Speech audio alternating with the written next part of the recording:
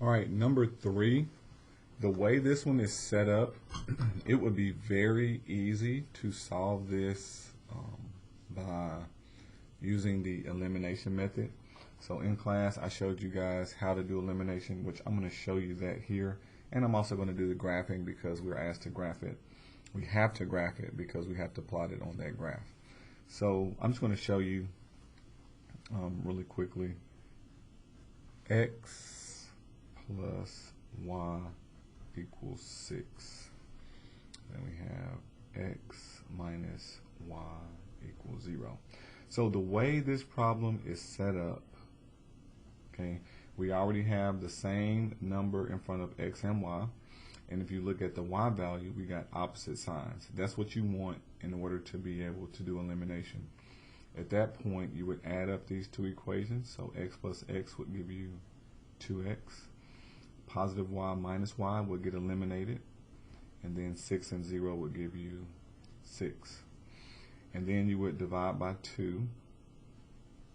And that would give you that x equals 3. So you get the x coordinate of 3. Once you get that, you have to plug it in to either one and then solve for y. So let's just use this top one. So if x is 3, I'm going to do 3 plus y equals 6. You subtract 3, and that would give you y equals 3. So you get 3, 3. So the ordered pair, I know the solution to this would be 3, 3. That's where these two are going to cross. However, we're asked to do this by graphing. So probably one of the ways you can do this is by just turning it into slope-intercept form. And then other than that, you could do standard form. So this one I'm going to do slope-intercept form.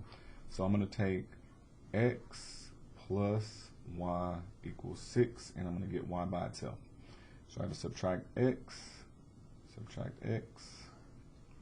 and that's going to give me y equals a negative x plus 6.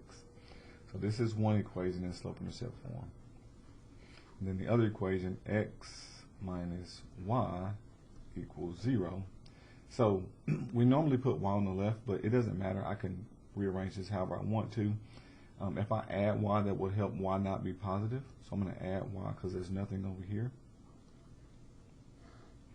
And then these would cancel, and that would give me x equals y, which, again, I can just flip it around. This is the same thing as saying y equals x.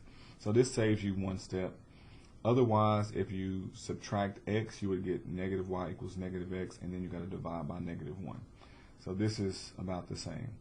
So we're going to graph these two now that we put them in slope-intercept form. I'm going to click the graph. I'm going to click the line tool, and I have to plot points. So 6 was my y-intercept, so I'm going to start on the origin. I'm going to go up to positive 6. And then my slope is negative 1. So from 6, I'm going to go down 1 and right 1 and make another point, and then I have my line. I'm going to click the line tool again, and this one does not have a value, so that means it's 0. So my y-intercept is 0. I'm going to start here, and then my slope is positive 1.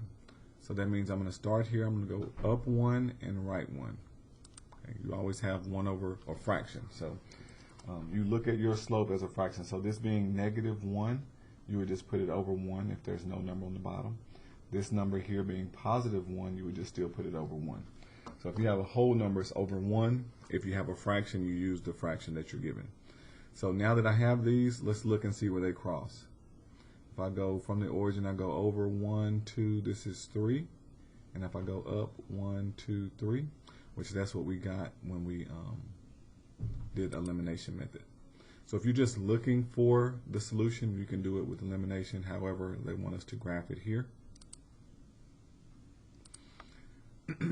And so now we want to know what is the solution for part 2. And we did that at the beginning, 3, 3.